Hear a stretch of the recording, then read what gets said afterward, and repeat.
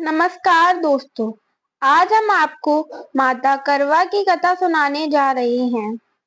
करवा चौथ का त्योहार कृष्ण पक्ष की चतुर्थी तिथि के दिन मनाया जाता है।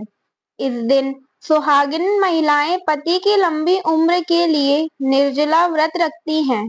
करवा चौथ का यह व्रत पति की सेहत और दीर्घ आयु के लिए रखा जाता है। करवा चौथ के व्रत का उल्लेख महाभारत में भी मिलता है। पांडवों पर लगातार आ रही मुसीबत को दूर करने के लिए द्रौपदी ने भगवान कृष्ण से मदद मांगी।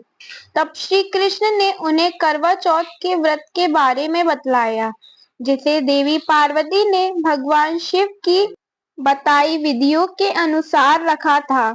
कहा जाता है कि द्रौपदी के इस व्रत को रखने के बाद ना सिर्फ पांडवों की तकलीफें दूर हो गई, बल्कि उनकी शक्ति भी कई गुना बढ़ गई।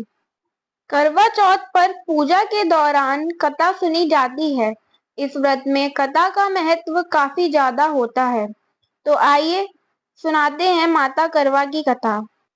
एक समय की बात है। एक करवा नाम की पतिव्रता स्त्री अपने पति के साथ नदी के किनारे के गांव में रहती थी।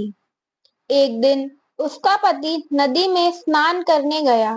स्नान करते समय वहां एक मगर ने उसका पैर पकड़ लिया। वह मनुष्य करवा करवा कह के अपनी पत्नी को पुकारने लगा। उसकी आवाज सुनकर उसकी पत्नी करवा भागी चली आई और आकर मगर को कच्चे धागे से बांध दिया। मगर को बांधकर वो यमराज के यहाँ पहुंची और यमराज से कहने लगी, हे भगवान, मगर ने मेरे पति को पकड़ लिया है। उस मगर को नर्क में ले जाओ। यमराज बोले, अभी मगर की आयु शेष है, अतः मैं उसे नहीं मार सकता।